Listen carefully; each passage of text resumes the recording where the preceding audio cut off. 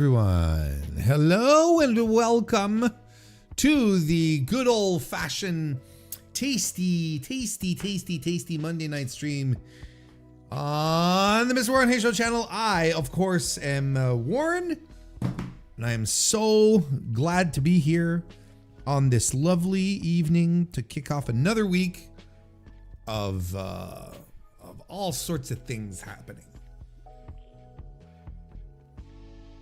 Not just in professional wrestling, but also in professional wrestling. Hope you had a good weekend. Hope you all had a lovely I had mine's a mixed bag, quite honestly. I guess okay, I did manage to squeeze in a feature film presentation this weekend. Called, what was it called? Nori. Why can I never remember the names of the movies I would watch just 2 days ago? Hang on, I put it on my letterbox. Let me pull it up. It's a Korean film, I believe. Or was it Japanese? Wait, I didn't log it? I didn't log it. No way.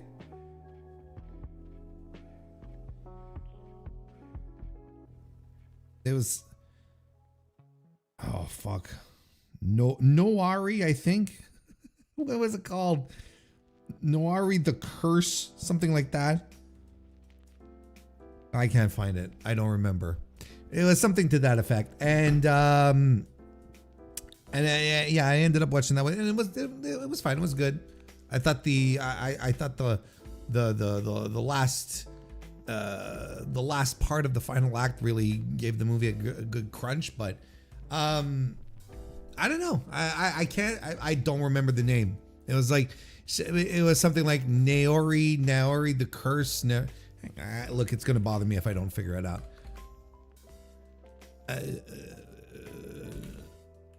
Noroi, Noroi, the Curse. And it's like a mockumentary style, and it's not bad. It's not bad. It's not necessarily something I would outright recommend. It was Japanese. I was under the impression it was Korean. No, okay, because there was another movie that Kristen and I were supposed to watch that was Korean. This is why I'm getting sidetracked here. There was another film that we were supposed to watch. We didn't get to it. That was supposed to be. Well, that is a Korean film, and again, I can't remember the title. Something on Shudder. I don't know, look, it doesn't matter. Anyway, I watched Noroi the Curse, and again, I don't think I'd necessarily recommend it, but it wasn't a bad time. I didn't it's not like something where I'm like, oh, we got. Throw this one out, throw this baby out with the bathwater type of thing. But, it's not a movie I will revisit or necessarily think about again. There's some good ideas in it. But I thought the final run was really good. Other than that, I didn't have a very good weekend. I don't necessarily want to get into details now, but I will say this because I feel like it might have the potential to affect things moving forward on this side of the show. But if I paint in very broad strokes, there is currently a very serious situation with a member of my family. It's not one of my children. It's not myself either. I'm still doing good, but there is something right now happening that is taking up a lot of mind space, a lot of time as well. Look, I'm bringing this up and in very vague terms, if only because I would expect that this will have some implications on how everything that I do, the content that I put together, how it will be will be managed and put together. Like for instance, tonight, starting a half hour later than we usually do, is directly involved with that. So, you know, I'll try to keep to as regular a schedule as possible, but it is entirely possible that my schedule for a while is a little more touch and go. There's might be a little more iffy, and I will know more within 24 to 36 hours. I will know a lot more about how things are going. So, and yeah, you know, I'll talk about the details in due time once everything settles. You know, it's not something I want necessarily to address right now, but rest assured, gentle viewers, that you know, I'm not doing this for any kind of I'm not doing this just to find excuses or whatnot, or just like it's just going to be a very strange situation for me for a short while. I will hopefully for a short while. And yeah, like one of the things that this is probably inevitably going to do is it's going to cut down on the amount of wrestling I'm going to get to watch. So again, you know, yeah, it's very touch and go for now. Like I said, I should have a clearer picture, and you know, the best case scenario, nothing changes for you guys. That's the best case scenario, and I hope that's what we can. I hope that's what happens, but it is unfortunately out of my hands. So so we'll just have to wait and see. So yeah, and I might, like, you know, I wanted to stream tonight because I wanted to stream despite the fact that maybe I should just take it easy. That's what a couple of people told me. Says, well, you don't have to do your stream. You really don't. And it's like, well, like it has happened multiple times in the past where I have streamed without necessarily feeling really feeling top notch, really feeling good about it. And as I started streaming and as I started getting into it, then things started to come together and get, you know, the vibe changed and it started to make me feel good again. And it's like, okay, thank God I streamed because it gave back to me essentially. So, you know, streaming is not necessarily the issue. You know, I just hope that I'm not too scattered mentally, I was going to say, but not any more scattered mentally than I actually am usually, to be able to provide an entertaining style of live stream here this evening. That's what I'm hoping for. And I think we can do it, guys. You guys, I think we can do it. So there you go. So that's yeah.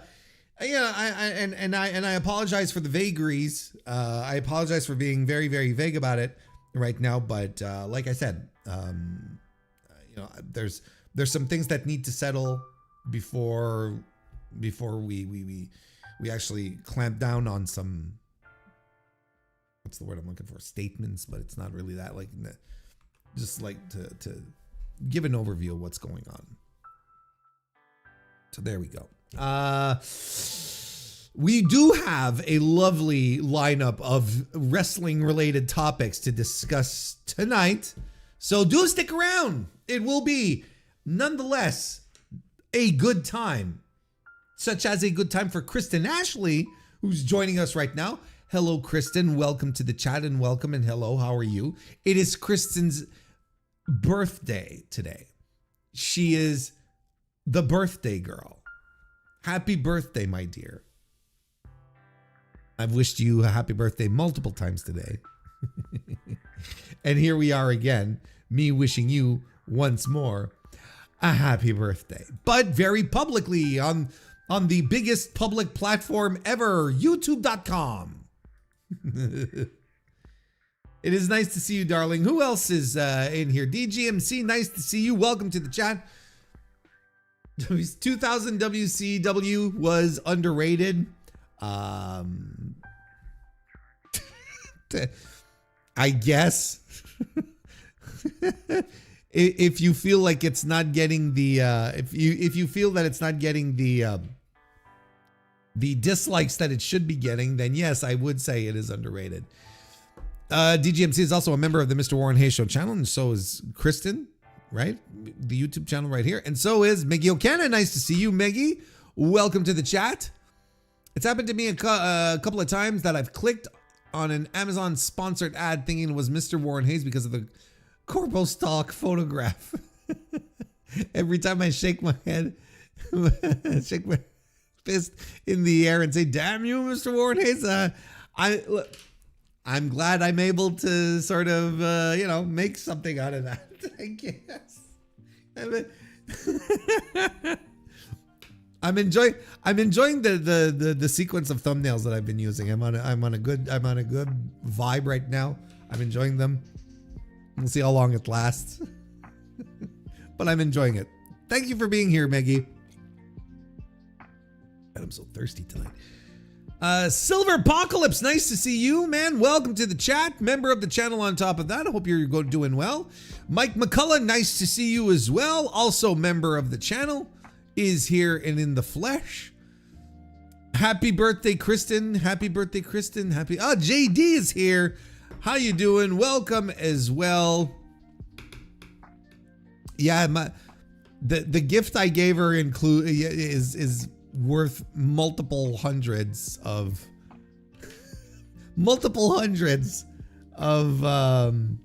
Shamrock Shakes. Shamrock Shake is a classic here on the Mr. Warren Hayes Show.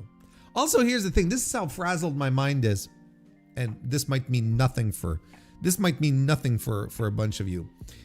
But I fired up the stream, like without checking my settings really first, which is what I usually do. And I fired it up on a higher latency than I do typically. And what that impacts technically for you watching live right now is that it takes more time for me to see your reactions in chat and to ask me questions and stuff like that. So if I'm not as spontaneous tonight in answering you back, it is due to me being a dope and deciding to stream on normal latency, whereas usually I do it on low latency. So I apologize in advance if I seem like I'm taking my time, or I look aloof as to what's going on.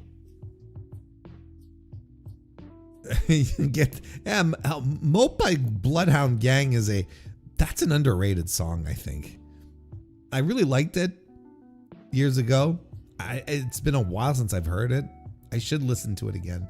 See, if we didn't have to deal with content ID and all that bullshit, I'd just pull it up right now and be like, hey, let's listen to it right now. But we can't do that. I can't just pull that out, pull it up, pull it out, bring it up without causing issues. However, I can play this guy right here, and there never is a fucking issue that ever happens. Just let me tell you a little bit about myself. Makes me wonder who manages the Mountain State Wrestling. NWA, Mountain State Wrestling.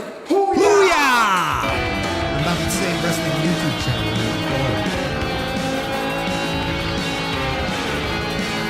Like someone still has the keys to this account. That's the thing. Is that there's someone that still has the keys to this account. And then they go into their copyright tab. And they have to see me using it over and over. At the very least, they know that this is part of the show. You know what I mean? Like, yeah, at the very least, there's whoever still has the keys to Mountain State Wrestling, NWA Mountain State Wrestling, Hoo-yah, YouTube channel. It's impossible that they're not aware that we're using this week after week to kick off the show. Like it does. unless this person just doesn't do anything with it. When's the last time NWA Mountain State Wrestling uploaded? Wait, this is Indie World Wrestling. Well, you see, Indie World Wrestling. Well, wait a second. Indie World Wrestling. See, 3 months ago. Wait, no, that's the for you. Let's go to the video page. See, 1 month ago, even just 1 month ago, they're uploading Sting promos. The best of Sting promo. Hello, fans. Tony Schiavone here to take you through Deadly Venom, the best of Sting. Oh, it's not actually. Or is it? Is it actually promos from Sting? I don't know what this is. Sting cuts this energetic promo at the beginning of this VHS tape titled "Deadly Venom: The Best of Sting." Oh, okay. Ladies I don't know. I'm probably going to get copyright struck for this, right? Most and gentlemen, boys and girls, welcome back, my friends, to the show that never ends. We're so glad you could attend. Come inside. That's how it goes, right? Welcome back, my friends, to the show that never ends. We're so glad you could attend. Come inside. Step inside. The show's about to start. Guaranteed to blow your head apart. This is the Stinger here, and I want to get wild, and I want to get crazy with some of the rowdiest wrestling of my career.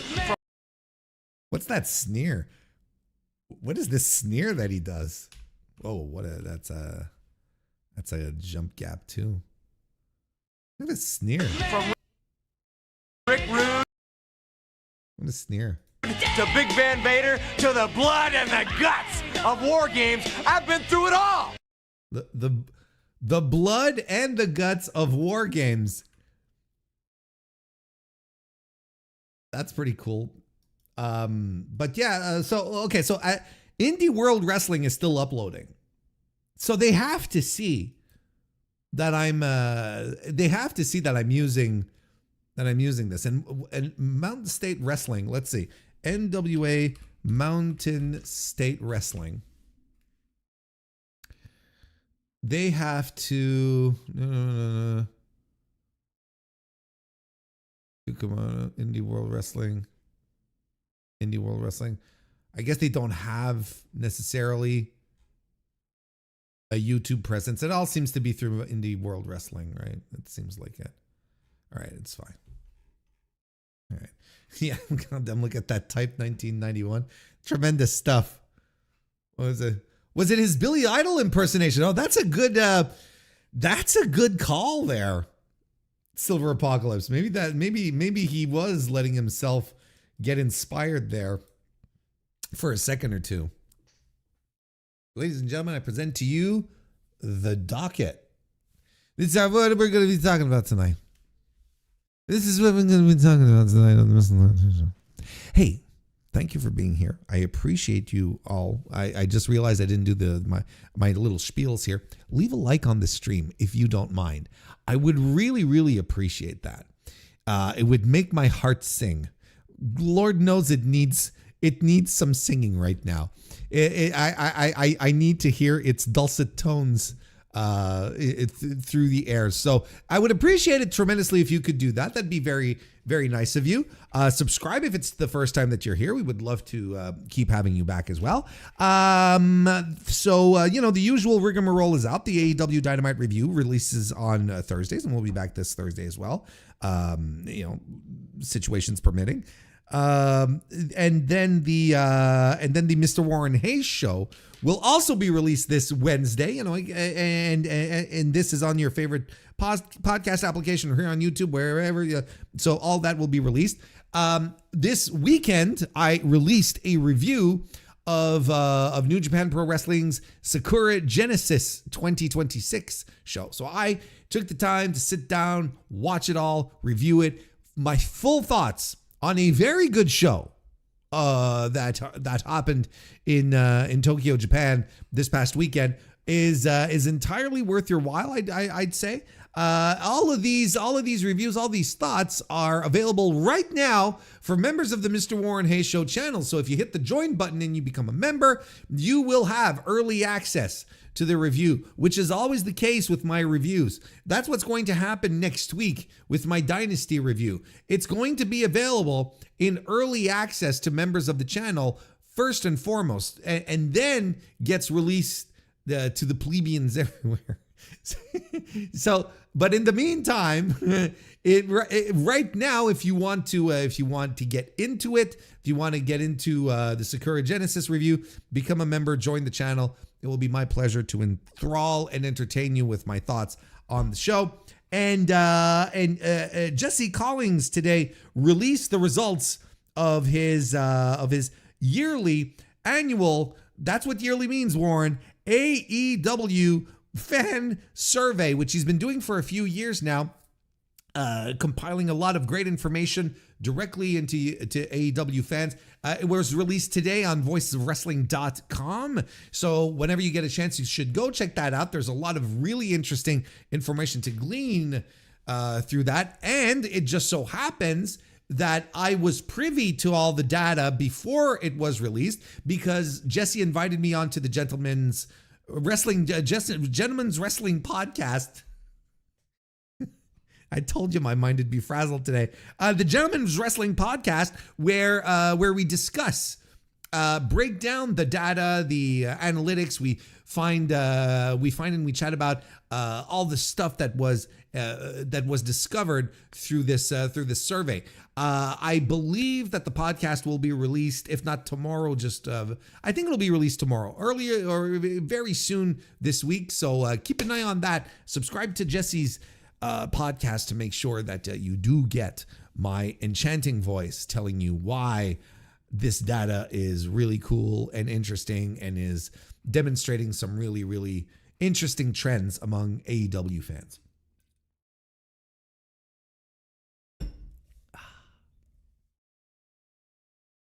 Let's get right to it. So I would think that the biggest wrestling angle storyline story that happened over the past couple of days has to do with Pat McAfee being inserted into the WrestleMania main event. And we're going to read this article here from the Figure 4 Online to catch us all up to speed for those of us, well, not those of us because I'm up to speed, but for those of you who are not quite sure what I'm talking about, it was the talk of the town on the internet wrestling universe for the past couple of days. So here's the article. Pat McAfee was the mystery guy. The mystery caller revealed off Friday's. Excuse me. Let me say. Christ, we're in for a hell of an evening. If I can't read sentences, if I can butcher such a simple sentence so quickly, we're in for a rough night, folks. Strap in. The mystery caller revealed. Jesus Christ. This is not a bit. The mystery caller reveal kicked off Friday's SmackDown. I did it, you guys. Cody Rhodes didn't waste time coming to the ring and attacking Randy Orton. However, he was quickly cut off by McAfee, who entered the ring and gave Rhodes a low blow. Orton attacked Rhodes with a steel chair as McAfee cut a promo, revealing that he had been the one telling Orton to kill everything in sight. McAfee explained his actions. Did he now? Saying that the business Rhodes leads now is terrible and Orton was going to save the fucking business, recalling the peak of the Attitude Era fondly while dismissing the current business. He complained about WWE programming, asking the crowd why he had to watch, quote, two 5'5" guys do a 45-minute Iron Man match 10 weeks straight for no rhyme or reason, unquote. And also brought up WrestleMania tickets still being on sale and SmackDown's quote unquote worst rated episode of all time. The segment ended with McAfee and Orton leaving together as WWE officials checked on a battered Cody Rhodes. Brian Alvarez is reporting that he heard McAfee as a possible mystery man candidate, though the assumption was that it wasn't happening. Here's Alvarez's quote. Pat McAfee as Orton's mystery man was the guy I hinted at on Wrestling Observer Live earlier in the week, but the feeling at the time was that it had fallen through. Apparently, it had not. Since his heel turn following Elimination Chamber, Orton has been talking on the phone with someone that seemed to enable him to tap into his darker intentions, attacking Matt Cardona after he initially seemed interested in apologizing. During the week, it was confirmed that the mystery person would be heading to SmackDown on Friday.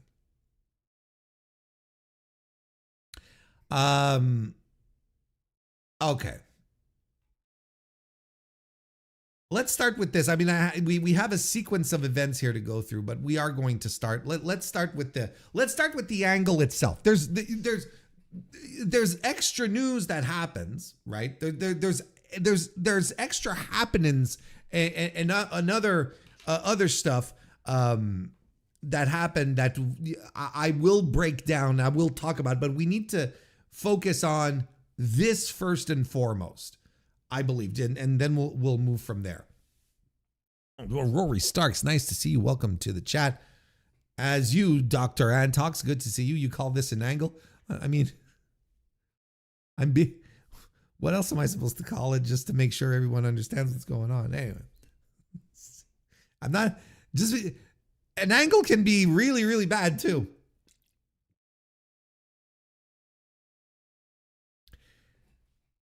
So, McAfee being revealed as the surprise guy, I think ended up having a sentiment of disappointment in a lot of people. I think a lot of folks were expecting someone else. I believe that a lot of people were sort of hoping that The Rock, Dwayne Johnson, the Disruptor, would show up to do this. There were a couple of names out there. I even saw some Vince McMahon talk. Since since WWE has been bringing up the topic of Vince McMahon all by themselves recently, I can't blame anyone who was thinking, hey, you know what? Maybe it is Vince. Maybe they are just like setting us up here so that eventually Vince returns and he's the guy.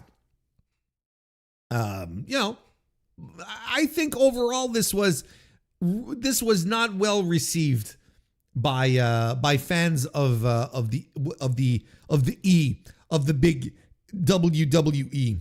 I was going to say the Big E, but that would not have been fair to Big E himself. So I think a lot of people are like, "Oh, this is kind of lame," and the promo he cuts. Now, here's the thing.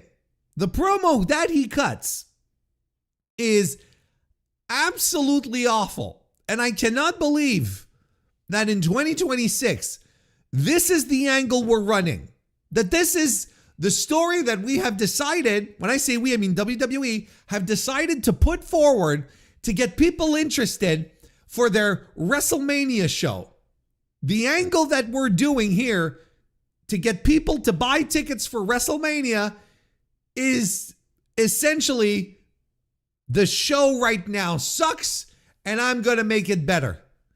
But WWE having issues selling out all the tickets that they have so that they can make all the money, not just a lot of money, all the money, decide that the best course of action here to entice a crowd who is already maybe a little chilly at the idea of spending money to buy WrestleMania tickets, the best idea they could come up with to warm that crowd up is to say, yeah, our product stinks. It is not good right now. And I find that absolutely fascinating. I think it's absolutely bonkers. And now this right here, this angle right here is WCW 2000 bullshit. And it's funny because people will complain, particularly when it comes to AEW, will see something they don't like and will immediately start saying, oh, this is some WCW 2000 bullshit. This is some WWE 2000, WCW 2000 bullshit. And then you can look at that and say to yourself, well, not really. Like, for people who have actually watched that era of pro wrestling, they will, most of the time, the WCW 2000 comparisons are unjust because a lot of these people who are using it never watched it. They just know it's the most reviled era in pro wrestling, and one that ultimately helped to sink a company without necessarily having watched it. Now, I can confirm with gusto that running an angle saying our promotion stinks, our promotion stinks is 100% WCW 2000 bullshit. It was something that Vince Russo in his infinite wisdom decided to run. You'd have guys like Scott Steiner come out and literally tell people, change the channel, go watch Raw because our show stinks. And this somehow was the tactic to lure people back, to make sure that people, not just lure people back, but to keep their dwindling audience watching. And you have one of the top guys in the company at the time saying, hey, all of you, hit the bricks. What we're doing, what we're putting on here is junk. And that is exactly what Pat McAfee, now he didn't say, go watch AEW. That would have been seismic, okay? That would have been an absolute bonkers comment. But nonetheless, he's there saying that, that the business stinks right now, that whatever Cody's doing is awful. And that, you remember the Attitude Era, how great that was. That was some great wrestling. And here's the thing. I watched this promo and I'd like to run it for you, but I'm going to get this for sure gets copyright stricken. And I just don't want to, not stricken, not a strike. I don't get a strike, but it'll get claimed. That's the word I was looking for. I'm going to get claimed for that one. And I don't want to get claimed. I don't want to, WWE is, they're fucking vultures, man. They're awful. So I watched the thing, and when he starts talking about the Attitude Era, it doesn't get the reaction that people, I'm sure they thought, not that people were sitting on their hands, but you didn't have a bunch of people going, whoa, and then let's say break into to an Austin chant, which was, Rocky sucks or something like that. None of that. There's nothing that happens in the crowd because you know what?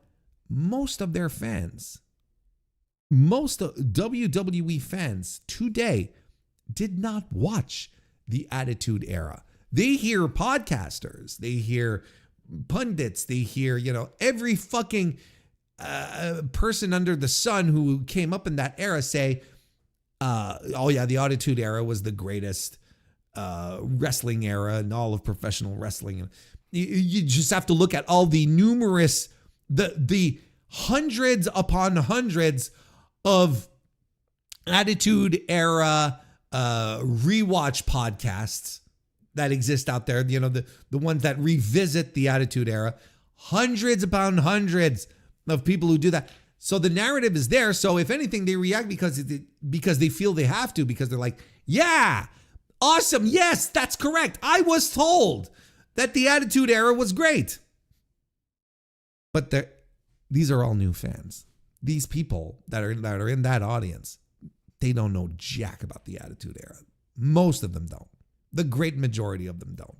The fact that he's bringing it up, I'm like, and it's sad. It's sad because even today, WWE still cannot move on without always hearkening back to this era, which is now like fucking 30 years ago. 30 years ago, our product was really fucking hot. I don't think this is the own that they think it is when they start talking about it. I think it's really fucking sad. I think it's extremely desperate. Remember 30 years ago when pro wrestling was really cool? Remember that? That was 3 decades ago. Today, the business stinks. And I don't know what he meant. What, by 2 5'5" guys doing a 45-minute Iron Man match 10 weeks straight for no rhyme or reason? What? Look, I admittedly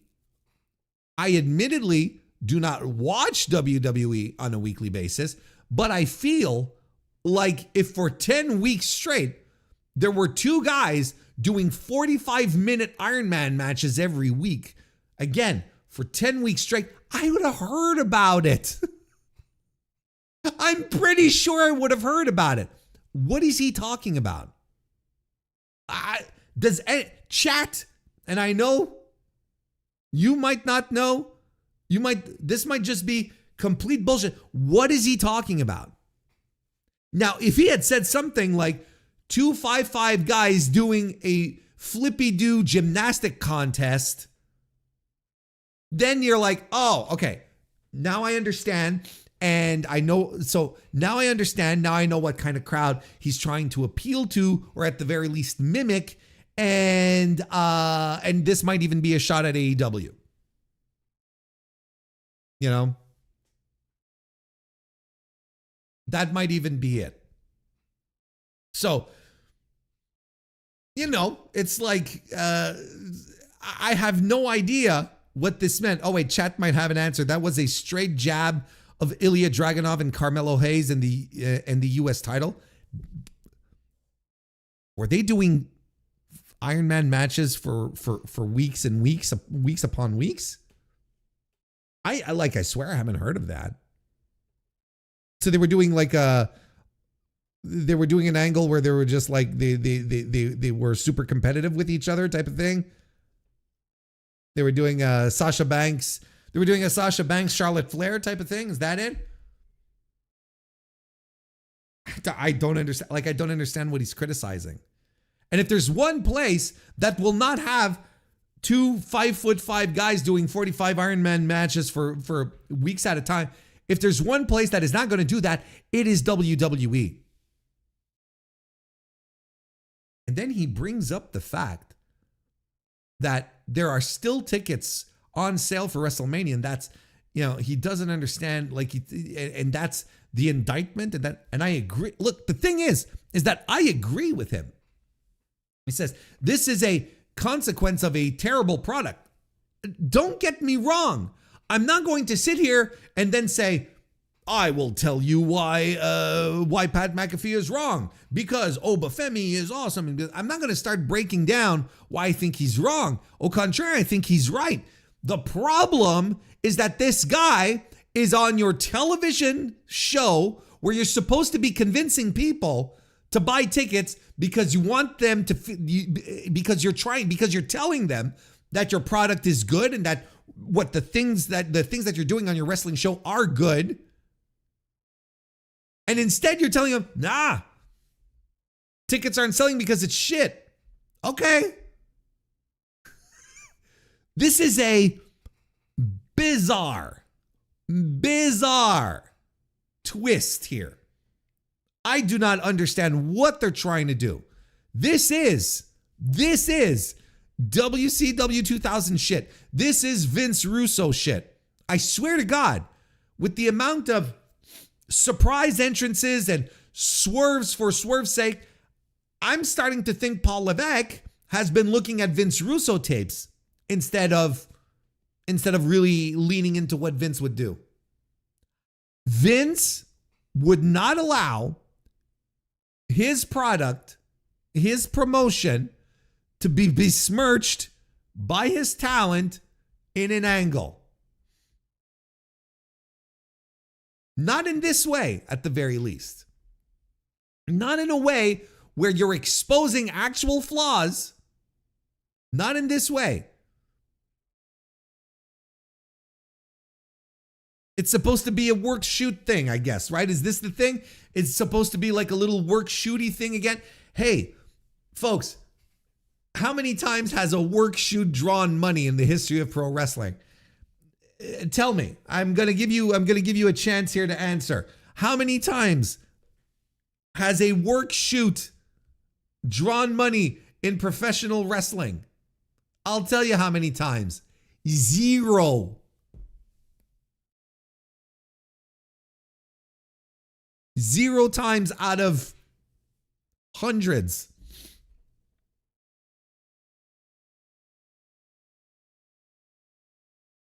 There is only one work shoot that ever mattered. I'm not even sure it drew money, but the only one that ever mattered was Brian Pillman using his work shoot to go to WWE. That's the only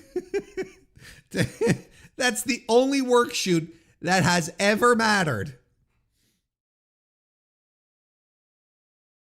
I cannot believe that WWE, on the road to WrestleMania, their biggest fucking show of the year, decided that to spruce up ticket sales, to get people hyped and talking about WrestleMania and being excited about it, they decided to pull the trigger and bring in Pat McAfee and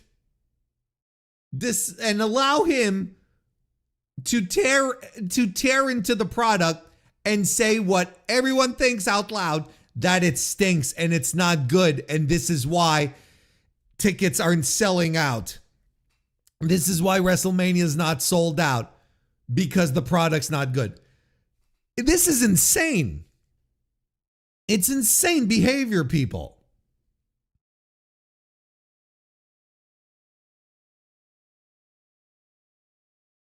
But it doesn't stop there. We shall continue with the angle on the Friday was not done yet, because then later on in the evening, Cody Rhodes, in the same show on SmackDown, came out to cut a promo singular himself, like all by himself, later on in the evening. And a lot of people who watched it live felt that, oh, this kind of feels like it's coming out of nowhere. What is going on? Like it wasn't announced. And there's a little bit of spontaneity, maybe. It turns out there were reasons why Cody Rhodes was sent out, because no, this promo was not planned. In the promo, well, here, let's read this article here from, once again, the Figure 4 Online. Following the opening angle that saw Pat McAfee revealed as the person Randy Orton had been speaking to on the phone, Rhodes returned to the ring to cut a promo before the main event. During the segment, he compared the earlier angle to if Disco Inferno had been the NWO's third man. Again, a reference that all of these professional wrestling fans, excuse me, what did I just say? That all of these WWE fans have no idea what it is. No idea who Cody is talking about. You know what the NWO is? It's the old guys with the black shirts. But what the fuck is a Disco Inferno? What is this thing about the third man? They have no idea. They have no clue what this is all about. On Saturday, PW Insider wrote that Rhodes' promo responding to the opening angle was not listed on the panel rundown for the show, the planned rundown for the show, and that there is belief some of Rhodes' comments reflected his real thoughts on TKO inserting McAfee into the storyline. That's very interesting. Because Cody basically, tore Pat McAfee down, but in a very promo type of way. So already we're getting reports that this was a break in case of emergency type of situation. It was like, no, whatever we had planned, we're going to scrap it and we're going to send Cody out, and we got to try and save the situation because Pat fucked up. I mean, what else is there to interpret here, sports fans? Like, legitimately, if Pat McAfee goes out, does what he does, and then later Paul Levesque needs to send Cody out to save face because the angle went so poorly because Pat said what he said, there is no other way to put it. Pat McAfee fucked up. because we had to scrap the format and send Cody out for an emergency promo to save face. Can you imagine if Cody had not went back out? We'd all be left with, WWE at WrestleMania. It sucks. It is terrible. It is not selling because it stinks. All part of the show. Well, that's right. That's right, chat. It's all part of the show. You enjoying the show? It's all part of the show. Fuck that guy. Fuck that guy so hard. Excuse me. I get carried away. Body Slam Plus.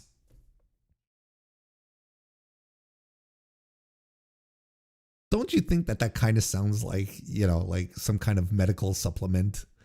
Don't you think? I know it's Body Slam's premium service, right? They're Fightful Select, they're PW Insider Elite, all this bullshit, right? I understand what it is, but don't you find that Body Slam Plus is like, it's like a supplement you can buy at GMC? Maybe it's a little sketchy, promises to promises hormone growth and also make you smarter type of thing. Anyway, the plus. Apologies. I shouldn't be commenting on other people's brandings. I mean, my podcast show is called the MrWarrenHayes Show. It's not exactly like I decided to. It's not exactly like I decided to deep dive into my creative juices and try to find something that would really be interesting. I shouldn't comment. Body Slam Plus similarly reported that Rhodes was instructed to go to the ring and, quote unquote, shoot from the hip regarding McAfee's involvement. Also noting that the promo was not listed on the planned rundown. The report added that both Rhodes and members of the WWE creative team have legitimate gripes with TKO for, quote, sticking their nose in storylines close to WrestleMania, unquote, multiple years in a row. Following the angle on Friday night, Dave Meltzer responded to a user on X who I will pull up the tweet here. We got it right here on screen. The question was, who does he think he is? ... Pat McAfee? LOL. And Dave responds to that by saying, two words, Ari call, signifying that this was a decision that came from the very top of TKO. Ari Emanuel sent in the request.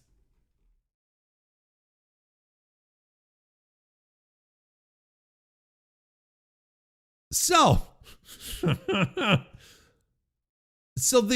getting the real reactions here. There's a lot of people saying that this is how a lot of talent backstage feel about that. All the talent backstage, what they feel about regarding TKO sticking their nose in storylines for 2 years straight. Oh, wait a second. Are you telling me that Triple H, who is the creative director, right? Isn't that his title? He's the head of creative, excuse me. And such an important man, such an important, essential man. Am I understanding this correctly, that he's being overruled in his role in the company? That his creative is being challenged? That can't be.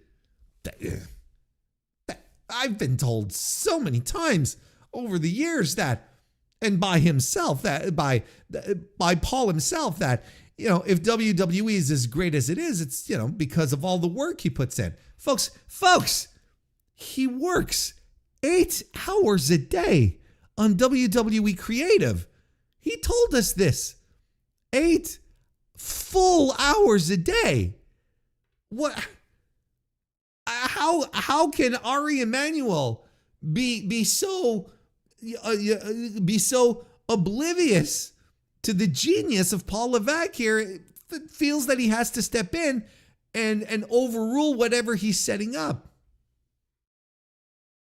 Which also in fact, if the Body Slam Plus report is indeed true, it also confirms what a lot of people were thinking last year, that the injection of Dwayne "The Rock" Johnson was not a Triple H call. Sure, he eventually floated away, and maybe there's something else. Maybe there's other stuff that they stuck their nose in. We don't know. Like maybe TKO got involved in other things. Then it makes you wonder, how involved were they in the John Cena retirement? How involved were they in that? Did they make any calls? Were they the ones behind the idea of John doing the turn, and all this bullshit narrative that they were creating is all just a farce? It's all a work?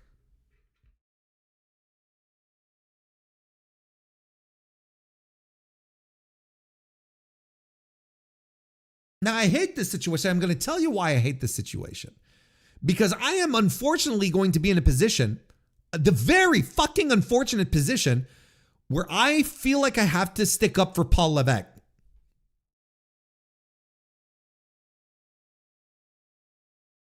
Because here's one thing we have to keep in mind. And I talked about this the minute this company, TKO, was put together and then absorbed WWE and UFC under it.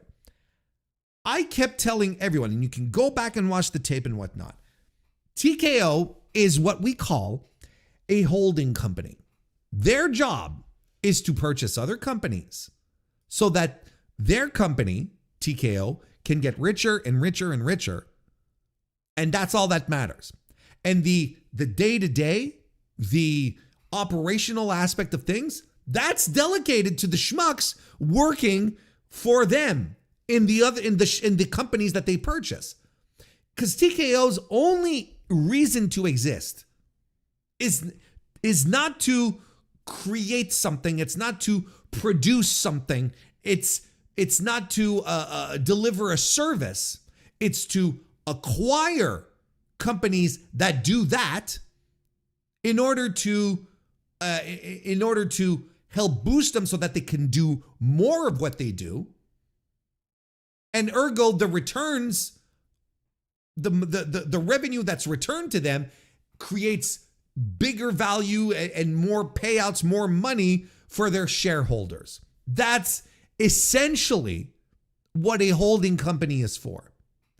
And I remember saying, and I was vehement on this, especially when things started to crack. It was like, we have to point the finger at Paul Levesque. We have to sit here. You know, if the Temu bloodline is shit, and if all these angles are shit, we have to point the finger at Paul Levesque. We can't start blaming TKO for all of these problems, because TKO their job is to not get involved. There's no reason for them to get involved. That's not what they do. And now we're getting information being leaked that TKO is indeed getting involved. Now, for me, that's them overstepping their boundaries. And I cannot, in all good faith, then sit here and take a dump on Paul Levesque and play the clip and all of that. I can't do it. Not in this circumstance. It kind of sucks for him because, I don't know, maybe he had a plan and whatnot, and, you know, and suddenly it gets, you know, the plan takes a hard left, and suddenly he's got to put over Pat McAfee when he never wanted to do that in the first place. But because Ari Emanuel, his boss, his boss's boss, told him, no, this has got to be our boy Pat, because I want to make him the next Sylvester Stallone, which is a real thing. You got to put him in here because Pat is my boy. Now he's got to. Paul is stuck with the situation he has to do, so he has to deal with this now.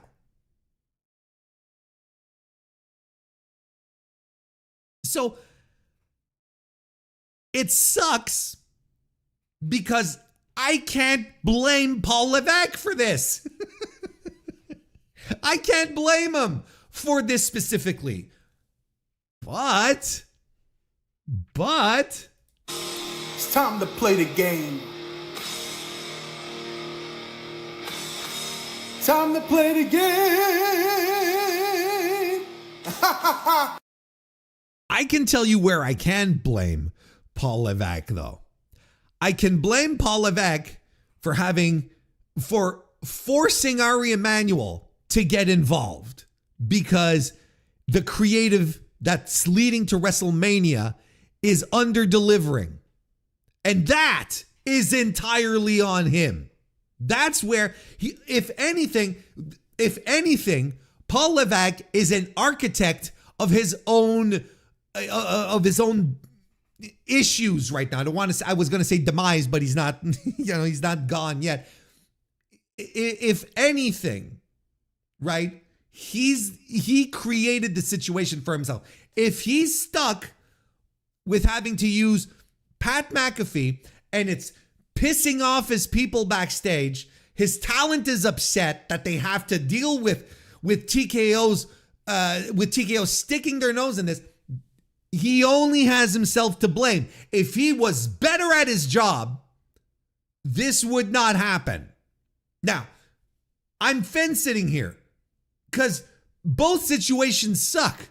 And there's not one where I'm like, Ari Emanuel is absolutely right. And there's not one where I say, poor Triple H, he's eating so much shit and it sucks for him. First of all, they're two contemptible people to begin with. So that's fine.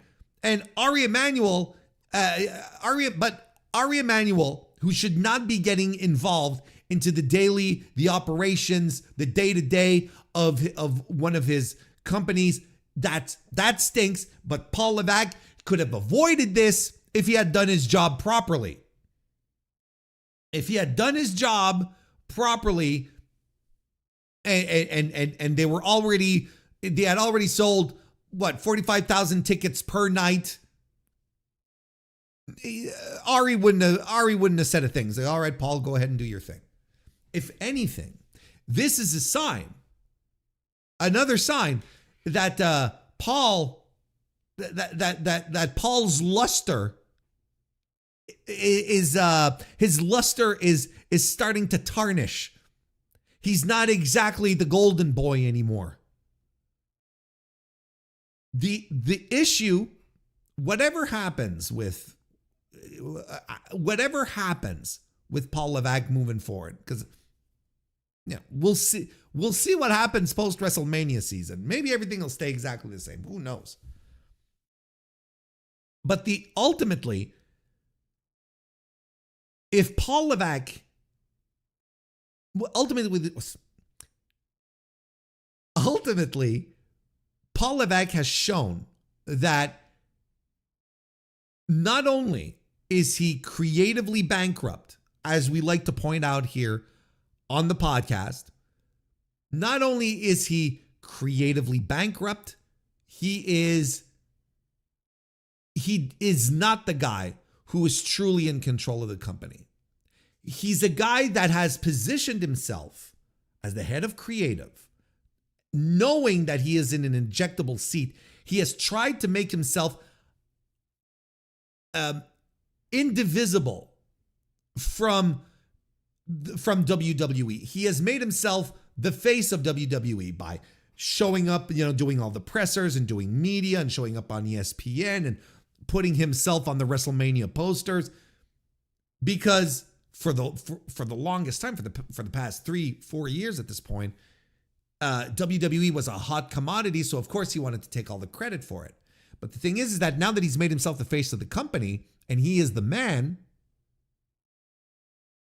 now that if things start going a little sideways and aren't going as well as expected, he is also the guy, since he's the face of the company, who is going to get slapped around.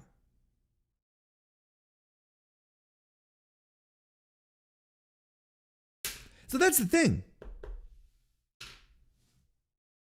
as I've said for many, many months now, Paul Levesque is in an ejectable seat in this company. He likes to walk around and pretend that he's like Vince McMahon. But Vince was the actual owner of the company. Vince could not be ousted. He could not be ejected. He just couldn't. And all Paul does is, manage talent, come up with ideas, put on a show. And frankly, there are lots of people who could do his job. And I read some wild fucking things. Like, oh, they're going to do WrestleMania in Saudi next year. They need a guy like Paul Levesque to guide this. I'm like, do you know how many people backstage will be able to drive any type of WrestleMania? And it does not need to be Paul Levesque and his boardroom creative.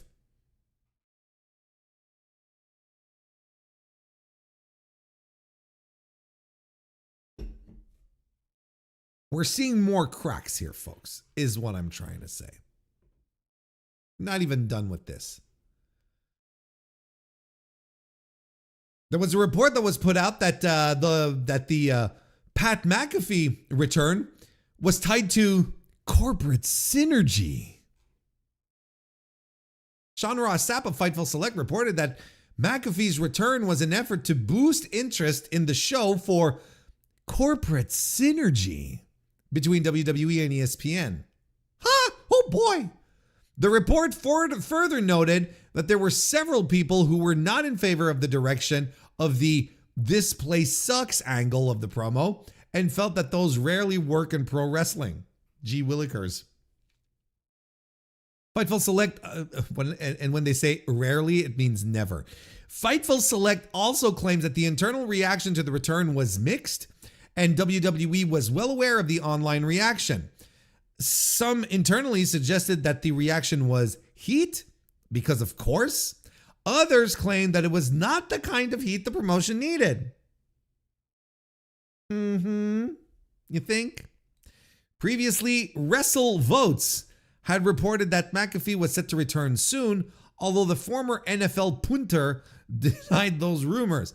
WWE sources informed Fightful Select that quote, McAfee is also figured into upcoming WWE programming through WrestleMania. Well, I hope the fuck he is. It's like, it's 2 weeks out.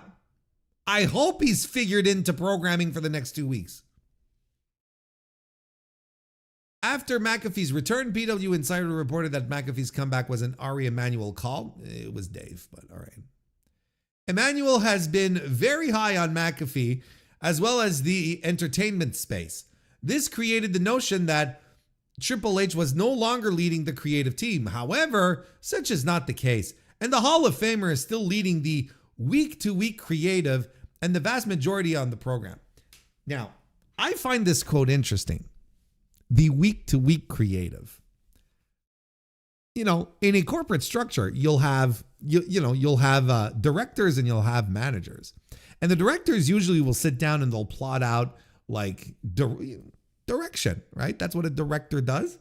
A vision for what needs to be done, if you work in a corporate structure, they'll have their targets and their goals and their KPIs for the year. And it's like, here's the vision. These are the goals we need to strike.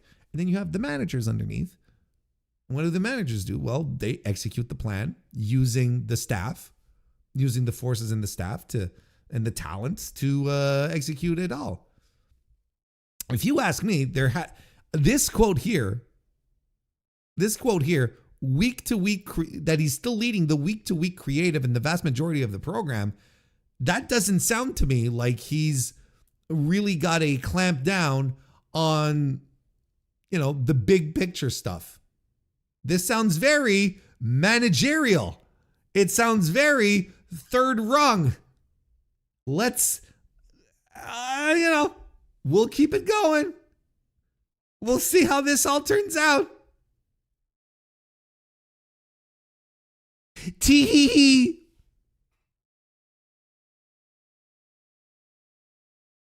And just to clear these up, one last thing about Pat McAfee and the angle. On Sunday's Wrestling Observer Radio, Dave Meltzer said that the that the ESPN sports talk show host and occasional WWE broadcaster, Pat McAfee, was quote unquote the first choice for the spot, and that it came directly from TKO head and McAfee agent Ari Emanuel. However, McAfee turned down the offer at first. Here's what Dave had to say about that. That's where it came from. They wanted celebrity involvement. Originally, from what I was told, Pat McAfee was the choice, and he turned it down. Then they were scrambling to get someone else in the spot, and then, obviously, they were able to make a deal with him. Good for Pat for stringing out these people, getting them to pay more, because that ultimately that's what happened if you refused the first. It was like, nah, I don't want to do this.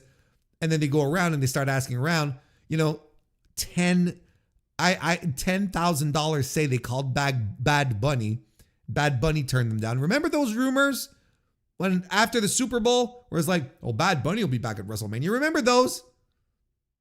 There is interest in getting Bad Bunny back from WWE. Of course there would. Of course there would. He just did a disruptive, internationally recognized performance on the Super Bowl. He already wrestled for you in the past. You're going to tell me that there's not interest in getting him back? And he probably shut them down. Bunch of people shut them down. And then he went back to Pat and like, Pat, come on. And Pat was like, double my rate or something. And it must be really weird too in these negotiations and stuff when your agent is the boss of the company that's trying to hire you. It's got to be like, what kind of leverage does WWE have in this circumstance? It's got to be close to zero. Anyway. So he went and did it. And then Dave added this. This was not a WWE creative move. This was not a Paul Levesque move. It came over their heads, and there's a lot of people not happy about it at all. One person told me it was the single most counterproductive thing the company has done in a long time, but there you go. Is that chat? What is the most counterproductive thing the company has done in a long time? Is this it? Is this really it? Anyway, I wanted to really take the time to break all of this Pat McAfee stuff down because I think we're exposing a lot more stuff that's going on backstage.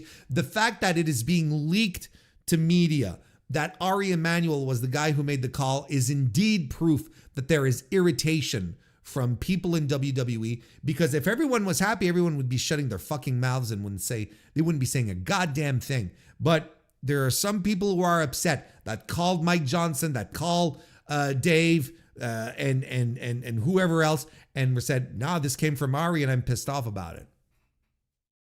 There is, and everyone is in agreement. All the journos are in agreement that it's an Ari call. Yes, people are upset about this because the news is being leaked. If everyone was okay with it, they'd be shutting up and not saying a thing. Or PR would be reaching out and say, oh, WWE works so closely, work closely with Ari Emanuel to bring Pat McAfee here, like something like that.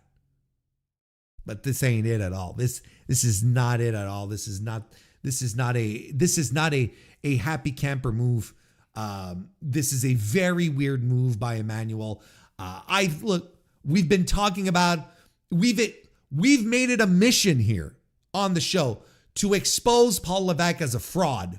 And I think this is the biggest crack in the Paul Levesque veneer yet, that his boss is boss. Because don't forget, Paul Levesque does not answer to Ari Emanuel. He answers to Nick Khan.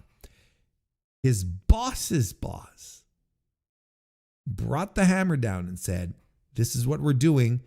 Tell your guy to figure it out. And then Nick Khan calls Paul and says, I got the call from Ari. You're using Pat McAfee. You figure it out. This is the biggest crack in the Paul Levesque veneer so far. So there you go. Those are my thoughts. And now we're going to go see what's going on in the chat. BJ Dixon, nice to see you. Welcome to the chat. Hey to you. Hikaru, nice to see you as well and welcome. Did we talk about a certain Del Rio getting arrested? No, not again. Did this just happen? Hang on, we'll get to that in a second. I'll check it out. I just want to... Are you kidding me? Did that motherfucker get arrested again? Is this a fucking joke?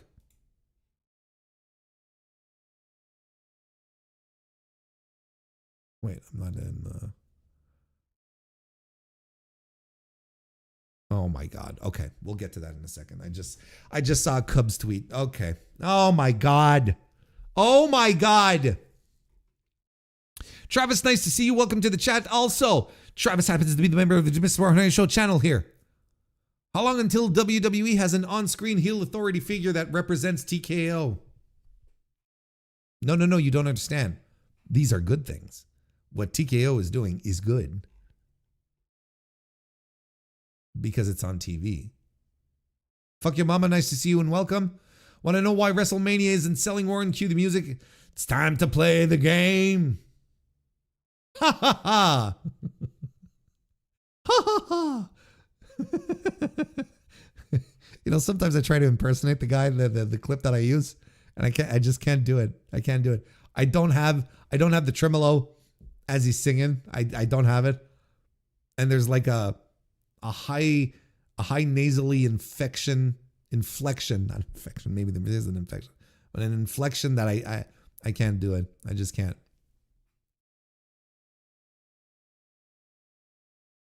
What Cody did was a work shoot. Pat just went off script.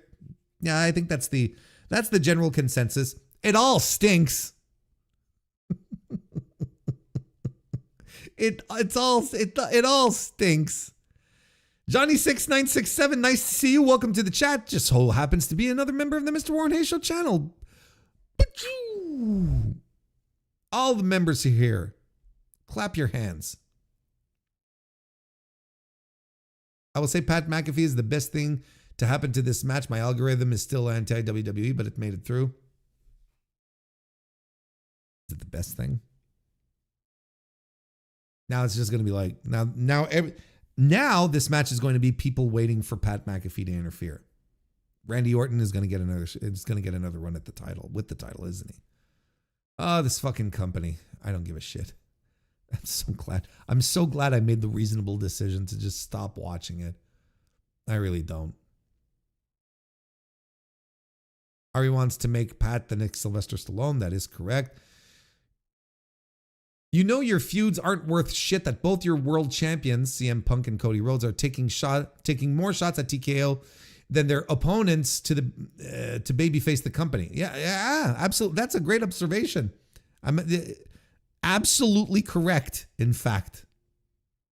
WWE is being booked with a social media WWE is being booked with a social media analytics first approach, a TikTok first promotion. I agree. That's also something that I agree with.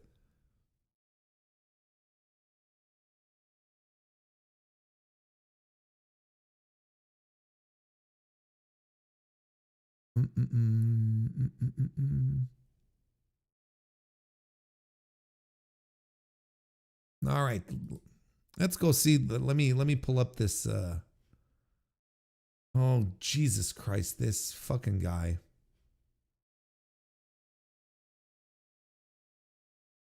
All right, so Cubs here.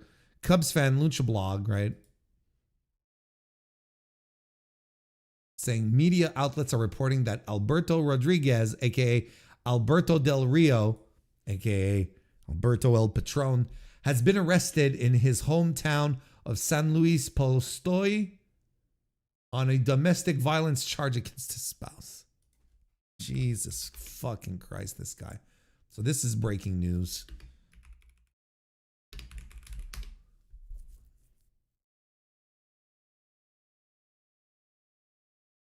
Let me see if I can get, because he links to a Spanish-speaking Facebook page. Let me see what we can get here.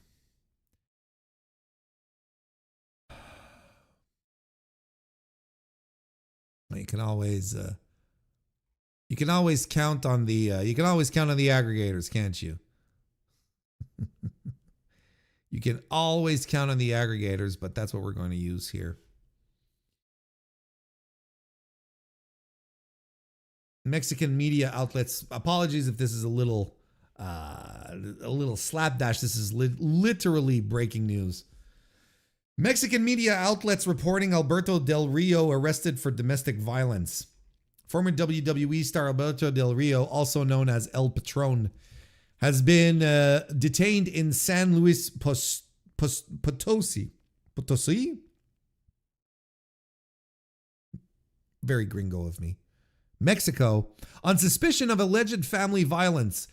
Oh, Jesus Christ, according to a report from Mexican outlet La Razón. Several other Mexican media outlets are also reporting the story. According to La Razón, Del Rio was detained in the Lomas del Tec neighborhood of the capital of St. Luis Potosi. The report states that the wrestler was reportedly accused of an alleged assault against his wife, and that his wife was the one who reportedly contacted authorities by calling 911. Jesus Christ. This fucking guy it's the same fucking story every time. Every single time. Per the report, members of the State Civil Guard arrived at the scene and detained the former WWE star. La Razón reports that the case is currently under investigation by authorities. Del Rio, whose real name is Jose Alberto Rodriguez, is a former WWE champion and world heavyweight champion. He has wrestled for WWE, AAA, and other promotions throughout his career. What a fucking piece of shit. What an absolute fucking garbage piece of shit. This is his mugshot on top of that? Good. Good. That's what they said. The civil guard, right? The state civil guard. Guardia Civil Estatal. That's exactly what that is. Fuck this fucking guy. Incredible. I know some of you in the chat are like, oh, okay. I'm so like, I still managed to be surprised. I still managed to be surprised. There's no rehabilitating this piece of shit. There's no rehabilitating him. This is a guy. Look. This is a person who was, before the WWE purchase of AAA, was one of the top acts in the company. He was arguably their bigger babyface. He was biggest babyface, and he was a bigger babyface than Vikingo was. People really, really liked him in AAA. And WWE comes in, swoops up the company, picks up a whole bunch of people, picks up Vikingo, picks up the clowns, so on and so forth. Octagon Junior, the La Parca. They even picked up Nino Hamburguesa. And they didn't pick up Alberto the Boss. Now, how fucking poison do you have to be if WWE sees you, top star of the company, and says, pass? How fucking poison do you have to be? Crazy.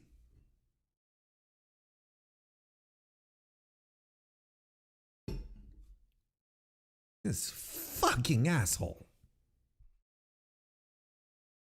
I got no time for this guy. No respect. He is a laughingstock. The last time we talked about him was to make fun of him because he was starting up another promotion. Remember? Not that long ago?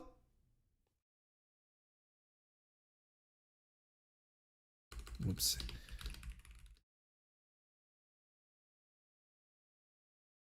Right here. From 411 Mania anyway. I know Cubs covered it, but it'll just be faster this way. He found launching the new Mexican promotion LM52. And you remember we saw some pictures. I don't know if we have them here. No, there's no photos. You remember he was sitting down in an armchair with all the wrestlers around them, and they'd announce the new talents and whatnot. And they would all come up to him and say, "I'm going to fight you, Alberto." That was his thing. Patron said in the press conference that he was El Campeón del Pueblo, the people's champion. He claimed that he had offers to go elsewhere, but he wanted to stay in Mexico and restore the country's wrestling traditions to what they used to be. What a delusional. Well, I mean, not delusional. This is a work. He had offers. If he had received an offer from WWE or TKO from WWE or AEW, excuse me, he would have packed up faster than you could sneeze. He'd be out of there.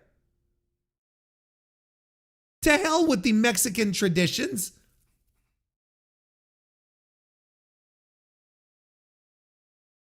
Oh my God, fucking piece of shit.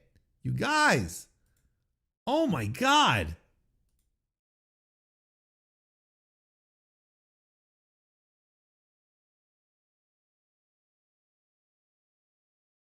And doesn't this guy have a daughter? This guy has a daughter, doesn't he? One of his 2 kids is a girl.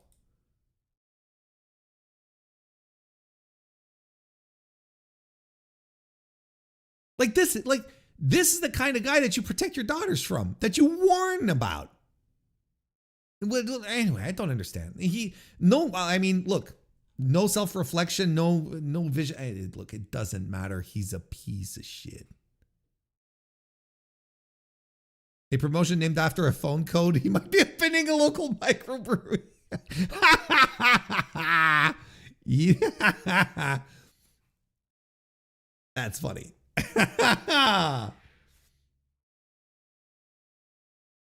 Alberto really said, "Maga, make AAA great again." You guys are on a roll. That's funny too. All right. There was a little bit of a controversy that erupted over the weekend. Just a little bit of controversy. Just a little bit of something here, right? That took a life of its own. That started blazing like a fire everywhere.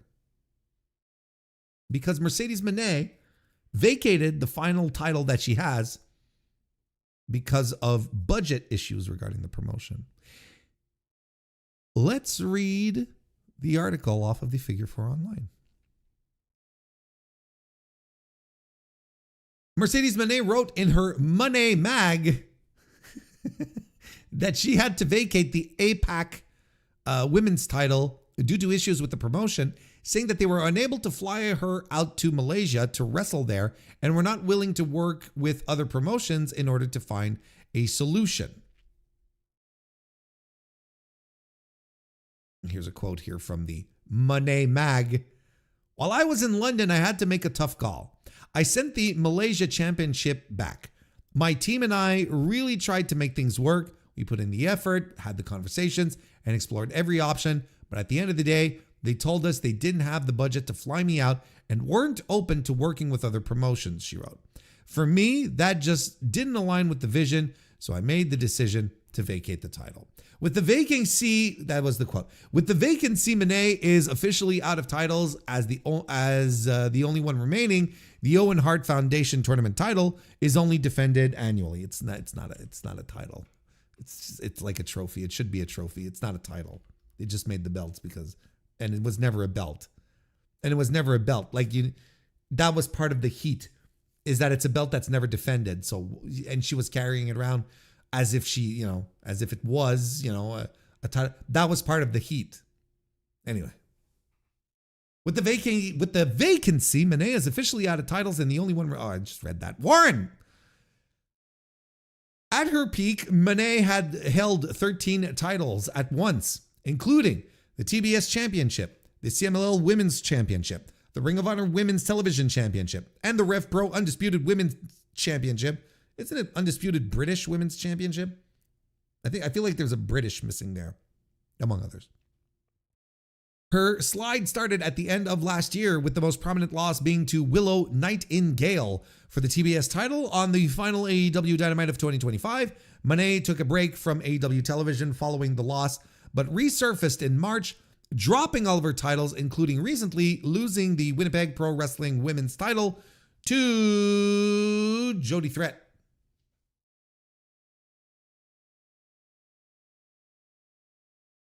Now, of course, unsurprisingly, some are saying, unsurprisingly, this is getting more traction and more attention than all of the other titles that she has traveled to and unfortunately unsuccessfully defended to drop the titles back, so on and so forth, right? Now, we talked about this last week. Look, I made an entire segment about it, talking about how it's preposterous no one is talking about it, that it's preposterous no one is making any real big time coverage out of it. The fact that this woman is going around and that collected 13 titles and is dropping each and every one of them the right way, going back to the promotion, dropping it to a local, and leaving and walking away, and how unprecedented it is to be doing that. Absolutely fucking unprecedented. Now, there was okay, how about I'll settle this right now. I know why people aren't making a big deal out of this. People made a bigger deal out of Kenny Omega winning 3 titles a couple of years ago than Mercedes Moné winning 13 and then going around back to dropping all of those titles everywhere she went, except for one now, of course. 13 titles, all of them dropped. No one was talking about it. Because most of the fucking loudmouths, most of the podcasters, most of the great think piece writers would go around essentially saying, we're going around saying that she was selfish, that she was ruining women's wrestling. They'd start calling her Mercedes Hogan, right? Because suddenly she was in creative control of everything that she did, instead of opening their fucking eyes, realizing what was going on, and then and saying, hey, this is what it looks like when someone is being pushed in pro wrestling. This is a push. This is a big time superstar push. But not the Mercedes Hogan, the because all of these people, and influencers, all of them who said that are all children who don't understand nothing.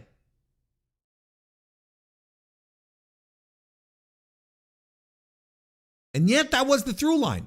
So of course, once she starts dropping the titles and she's doing it the right way and she's losing match after match after match,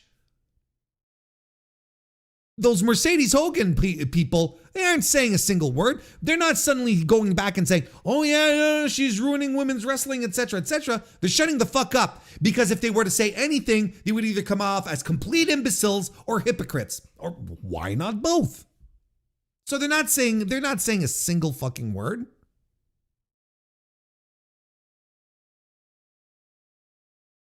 It's preposterous. So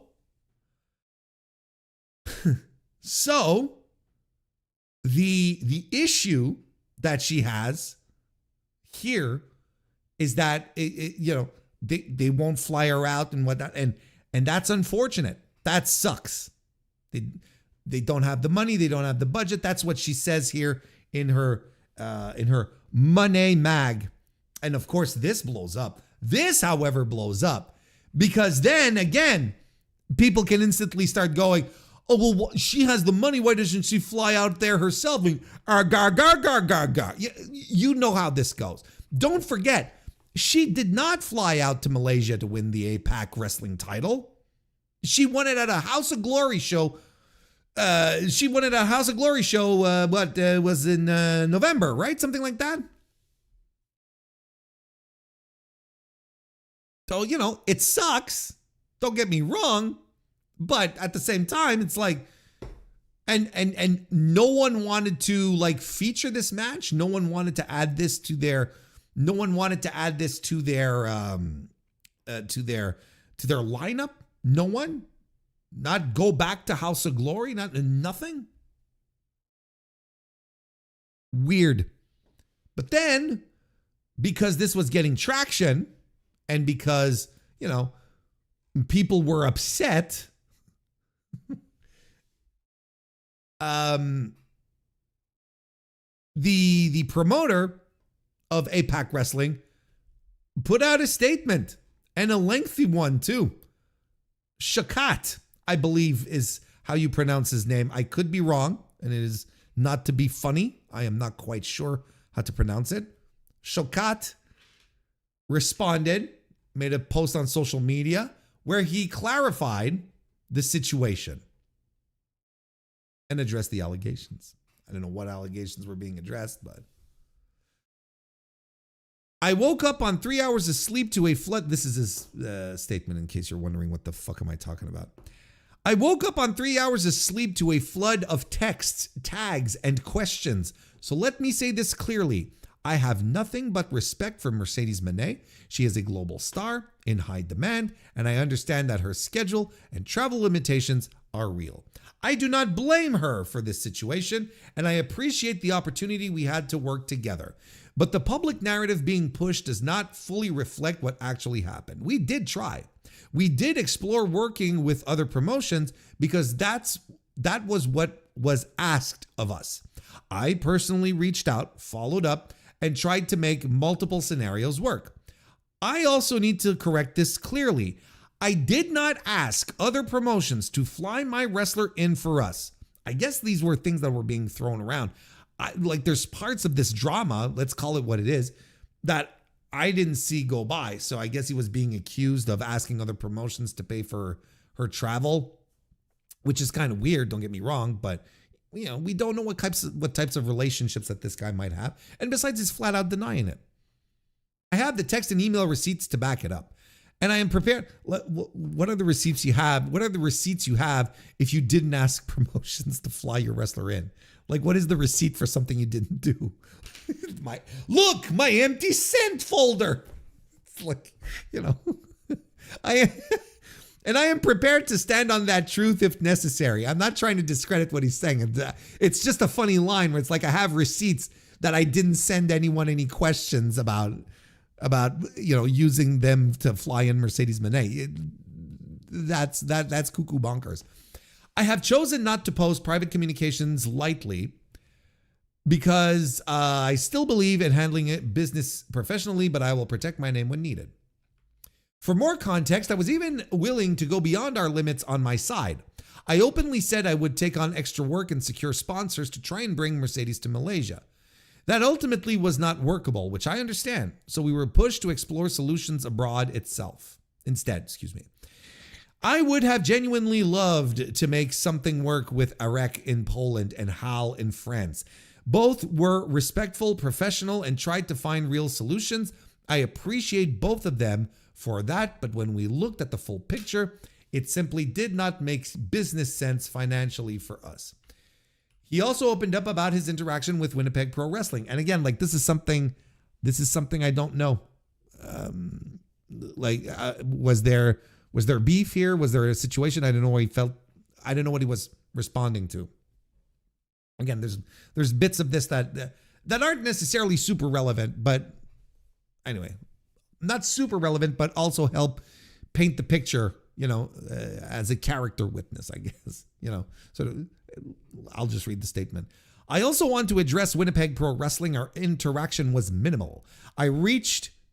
Was initially ignored and only received a single response declining based on budget and their story direction, which I respected. That was the extent of it. So the public version being pushed does not reflect my actual communication with them.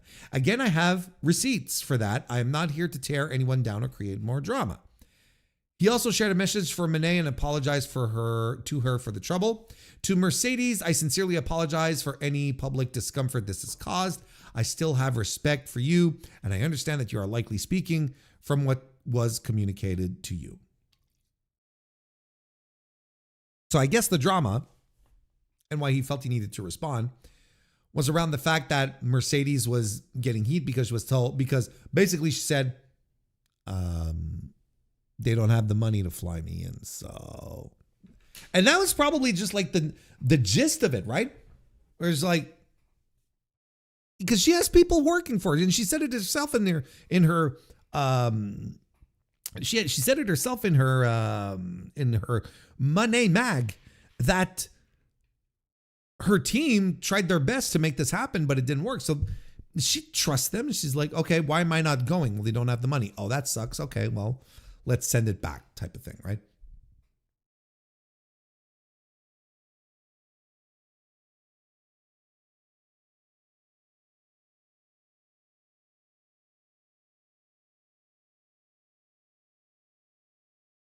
He also explained the financial realities behind the situation, explaining that APAC Wrestling operates without major funding or sponsorships and often runs its shows at a loss, making the cost of international travel and logistics very difficult. Shokat added that these constraints ultimately prevented them from bringing Monet to Malaysia, which in turn affected their plans for Nor Phoenix Diana, who was left with without the in-ring closure that they originally intended for her. And and then they get the quote where he says pretty much exactly that. Yeah, I mean, well, it seemed to be, it seemed to create drama, but look who was involved. Like Mercedes, who is a magnet for this stuff. For some reason, there is just a target constantly painted on her back, where all that happens bad can all be pointed back to her again for some peculiar reason. I don't understand it. I don't understand why Mercedes is I don't know why Mercedes is in that spot. I think I do understand, but they're generalizations, and they're sort of like observations, but I can't say it with certitude.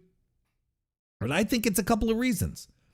I think first and foremost, there's a lot of these people who run these shows, these microphones, these podcasts, and write articles on all these sites and whatnot.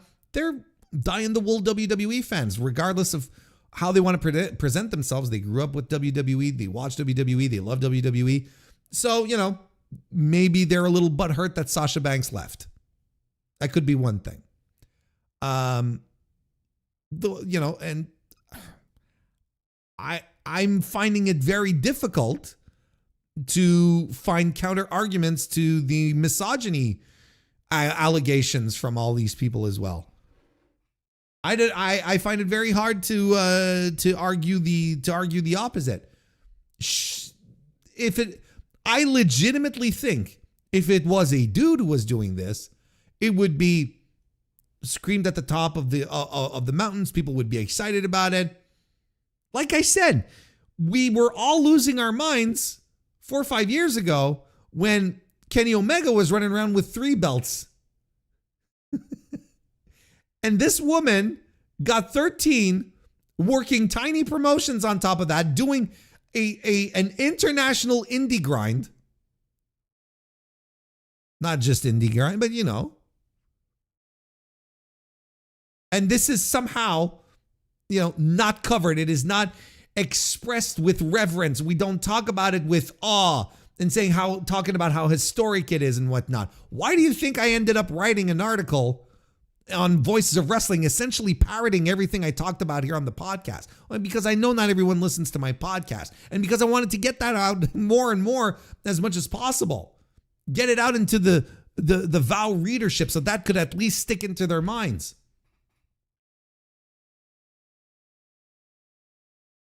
And well, she's a woman of color.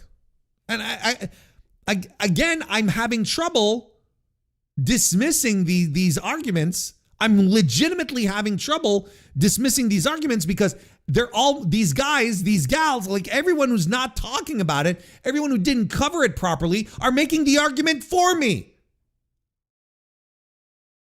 Because there is no other reason why this should not be covered with reverence.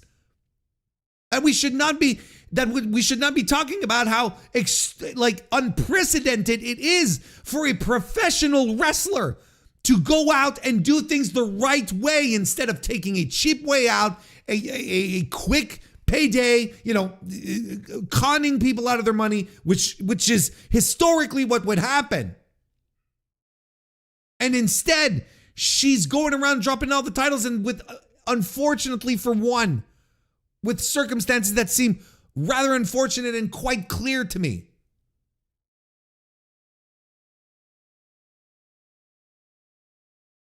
I don't understand the reactions based on what she's doing. None of the reactions make sense. So oftentimes, I'm not saying always, but oftentimes when I see, people arguing online and I'm not just saying about this, like in general, right? Where the issue of skin color breaks up, or ethnic background comes up, or gender and whatnot. I'm often very I tread those waters carefully because sometimes they make sense. Sometimes I feel there's holes in that type of argument. It depends. In this circumstance, factually speaking, Mercedes Moné, one of the great women's wrestlers on earth right now, inarguably the greatest North American women's wrestler of all time, going around doing this, should be treated with reverence. And instead, it's mostly radio silence. The main outlets are not reporting this they're not having, roundtables talking about it. We're not seeing headlines or thumbnails talking about the greatness of Mercedes Moné and all this shit. We don't see it. But I genuinely believe at this point, because they're making the case for me, that people saying that, they're genuinely making the case for me that if she was a dude, and preferably a white dude, it would be an entirely different situation. And I'm starting to believe it. Because factually speaking, objectively speaking, there is no reason that wrestling media in general, that the discourse should not be latching on to this. There's no reason. There is no observable reason. But yet they're not. And instead will clasp onto a story that, might end up painting Mercedes in a poor light. It's fucking bullshit, boys and girls and everyone in between. It's fucking bullshit.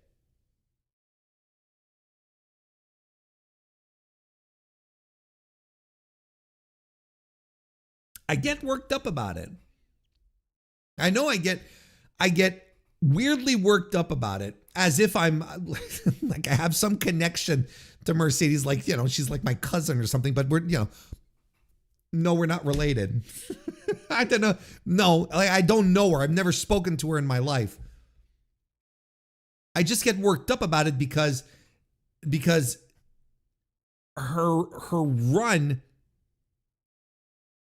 in the past year has been an all-timer run. And people are just ready to dismiss it. More people talked about Orange Cassidy's international title run and how great that was.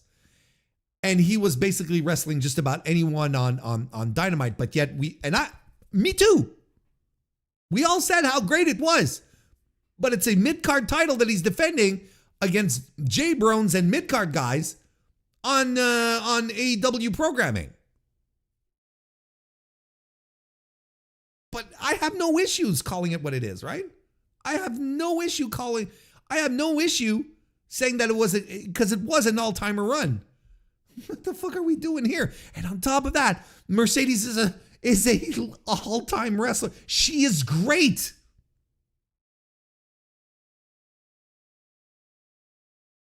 Nah, you know, when the facts are too strong to support silence, to support, you know, poo-pooing and acquiescing but not deep diving in it, there's a problem here.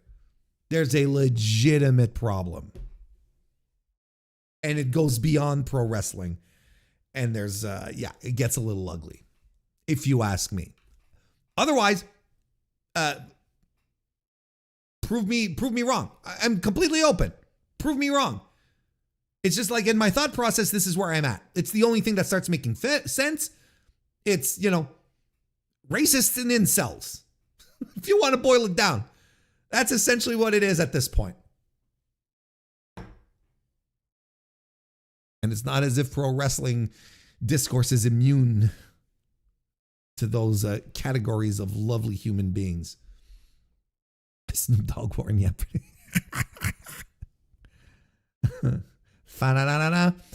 Don't worry, during the end of year awards time, those same people will cry foul if she wins anything. Then they'll wake up. When a woman of color stands up for herself and walks out of WWE, that's just never going to be okay with a certain set of people. I agree. I look, for a time I didn't want to latch on, but not that I didn't want to latch onto it, but I thought it was, there's got to be better arguments, right? There's got to be something else, but no, I mean, there's really nothing. There's really nothing. Austin Aries had a belt collector run and it did not end well. No, it did not. Most of the time, it doesn't work well.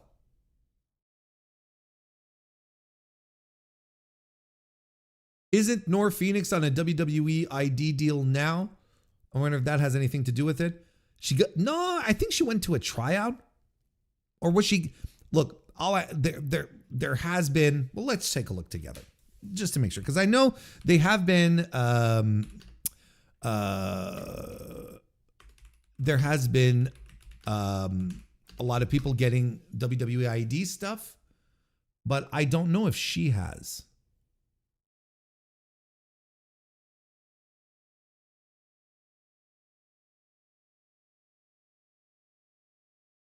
Oh, well, yeah, look at this. Look at this.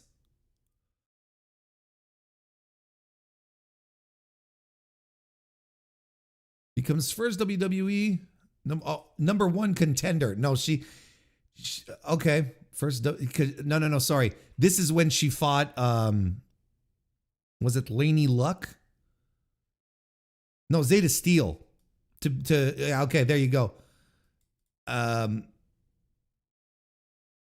Yeah, Kylie Ray relinquished her title, and then she wrestled Zeta Steel, who was on a WWE ID contract at the time, but I'm sure she's not. I'm convinced she's not. She was a title contender, and she, I know she had a tryout. Oh wait, maybe she is. Blessed for this journey to with the official. One step closer to my ultimate goal, shutting out the hate, staying focused and locked in. Oh, maybe she is. I honestly don't know. I don't know. Could you imagine her working for WWE?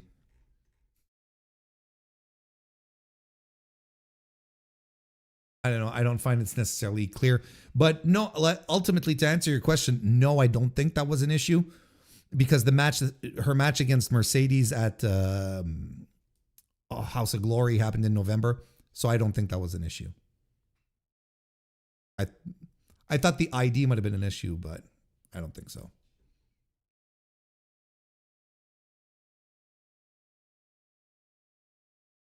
Malaysian promotion that hasn't had a show since August. Yeah, that's what I wrote on the Discord.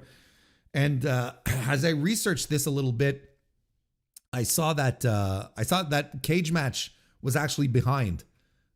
Cage Match was not. Cage Match led me wrong. They've actually had they actually ran a show just like a couple of days ago. They've ran like 3 shows since the August one. So they've been running shows. They ran one on like December 25th. They ran one in January or February, something like that. Might have been both. And they ran one just a couple of days ago on the 4th. So that was my bad. I thought because I went to the Cage Match, but then I went to their Instagram page and there's posters. They're posted. There's show posters. They're showing off in-ring action, you know. I mean, they hadn't run a show for a while after the August one, don't get me wrong, but it wasn't as bad as I thought it was.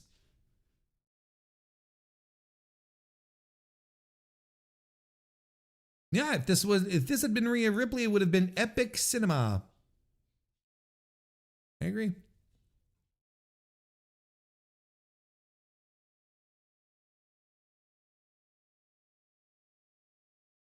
I think you can work something here with her only belt being the Owen Hart Cup belt. She can be the crazy and unhinged to keep the last one, trying to defend it with every match, meaning something like, yeah, like in her head, it means something when in fact it's just like, you know, not really, it's not really all that, it's not really all that great.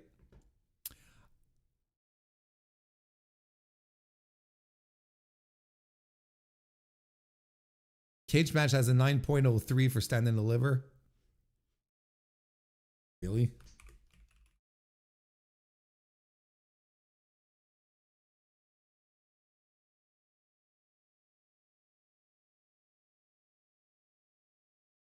$8.41. Should I watch this? Should I watch this card, fellas? Should I watch this card?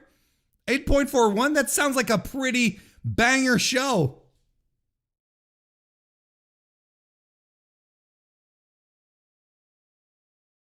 I mean, Miles Bourne and Johnny Gargano sounds like a hoot.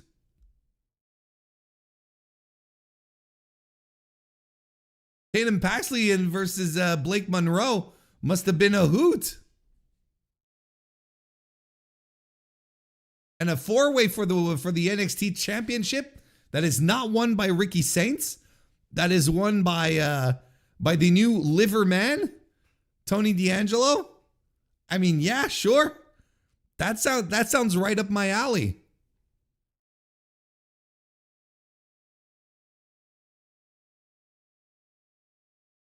$8.41, huh? All right. I'm not going to watch it. Just to be clear. Thunder Rosa is up next. She has a dual contract with CMLL. Color me shocked. I mean, good for her. I just was not expecting Thunder Rosa to get a dual, to be the recipient of a dual contract. During the show, on Friday's show, the CMLL Friday show in Arena, Mexico, it was announced that Rosa, who was in the ring, had signed a dual contract with CMLL. Early on Friday, Fightful had reported that the working plan was for Rosa to be offered a dual deal. Rosa expressed hopes to secure such a deal in a recent interview with Sports Illustrated.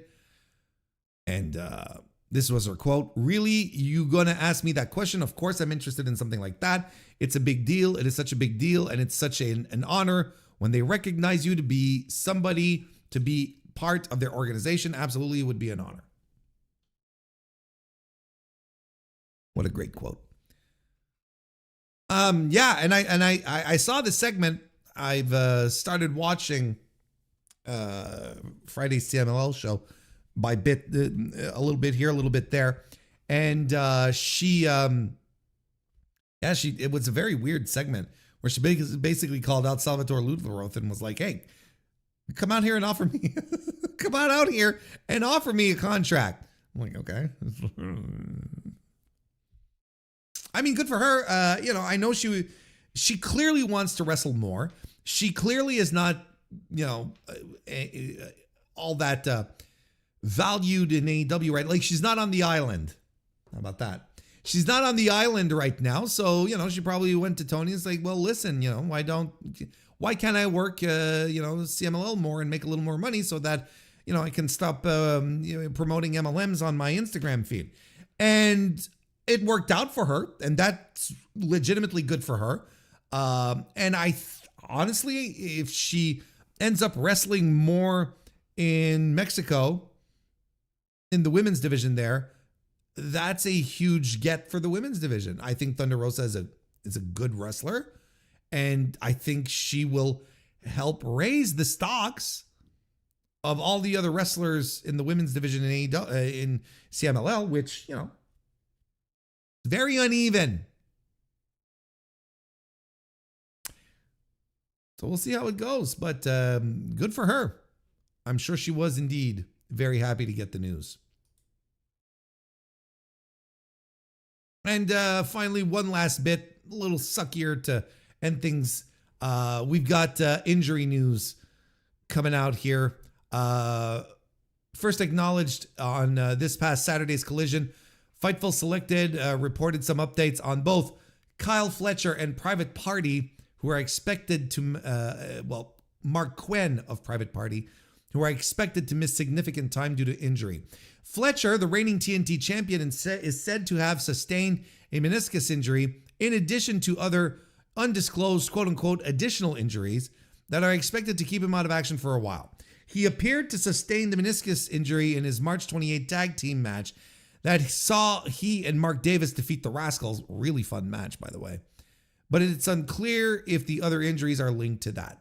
It remains to be seen whether AEW will keep the title on Fletcher or introduce an interim title as they have in the past. Josh, if you're listening to me right now, you just fucking curse this. No one wants an interim title. You breathe this out into the world, Josh Nason, host of Josh Nason's Punch Out on the Observer Podcast Network. I'm coming for you if they launch an interim title. Josh, no one wants an interim title. Just strip them. It doesn't matter. Have a little mini tournament. It doesn't matter. Just don't fucking do. Just don't fucking do an interim title. Especially for a mid-card title. For Pete's sake. Quinn and Isaiah Cassidy just returned to AEW in March after more than a year away, wrestling 2 tag team matches. The latest coming on the same edition of Collision where Fletcher got hurt. Fightful reported that Quinn may have sustained a tear, but it's unknown to what body part. Regardless, they stated he's expected to miss, quote unquote, some significant time. It's also unknown if he sustained his injury during that March 28 match.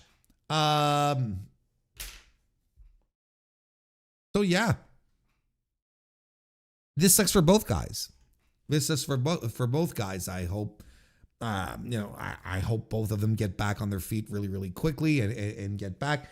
It sucks for Fletcher. He is in such a good spot. But sometimes, because here's what bothers me the most here.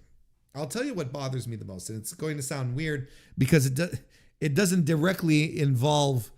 The reason why it sucks the most involves Konosuke Takeshita.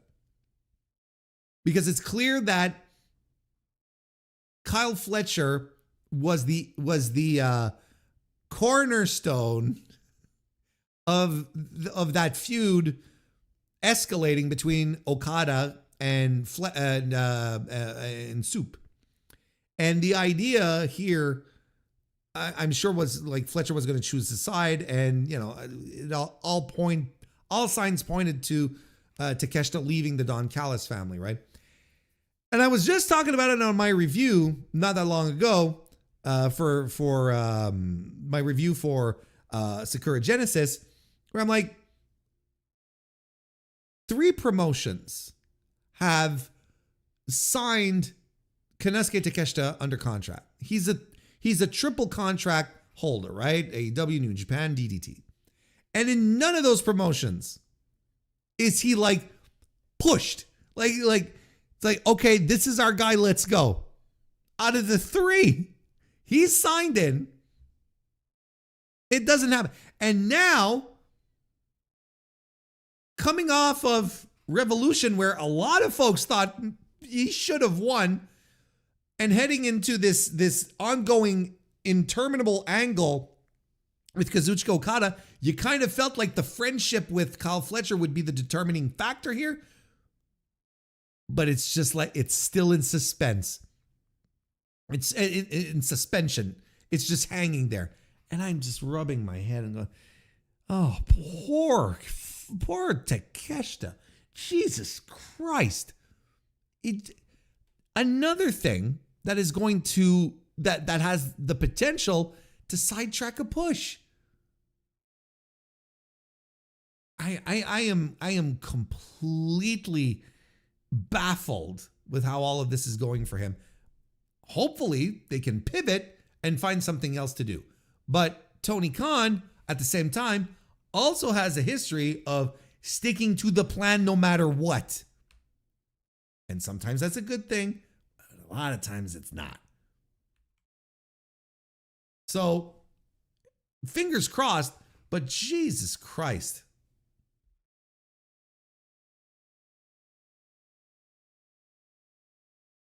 And as far as Private Party goes, well, listen, I'm not the biggest Private Party fan in the world, but that's regardless of what I feel in that regard.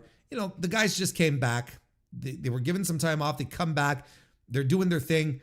And then Quinn gets injured again. And you're like, oh, Jesus Christ. Like, that sucks for them. That sucks big time. Again, it's Mark Quinn who's hurt and now is disappearing for how much time? And Isaiah Cassidy is left alone with, his hands in his pants. And it's like, okay, what do I do now? It sucks. Like it's not a good situation for anyone involved.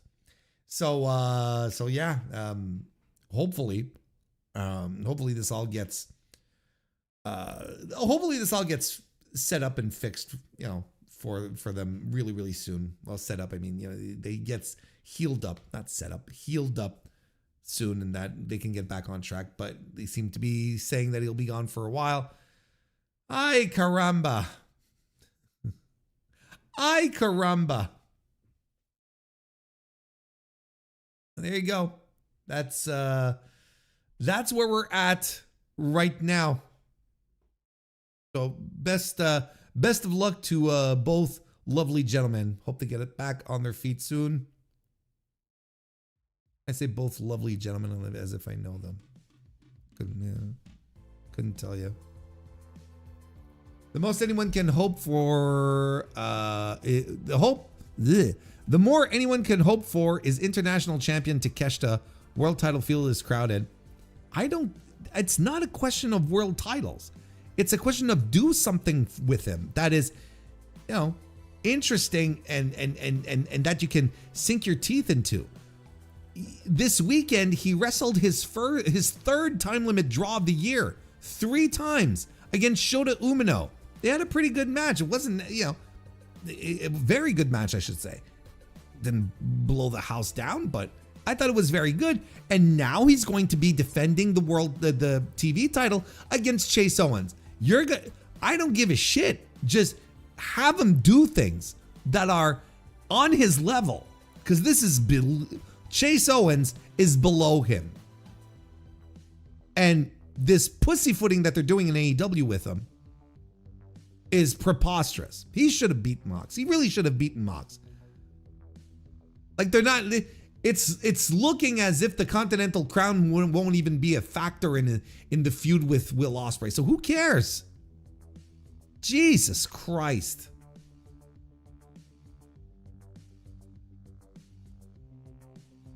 Yeah, Josh Nason, you're on notice, pal. Interim titles. Hit the bricks. Chase Owens is a massive loser. No one wants to see Chase Owens wrestle. So there you have it. We're going to wrap this one up for today. Yeah, we're going to wrap this one up for today. Boris, nice to see you. Saw you pop in there. Welcome to the chat, and well, glad you enjoyed it. Drones upvoted the NXT show because of the SmackDown rating. Oh, is that why they got together? They coordinated.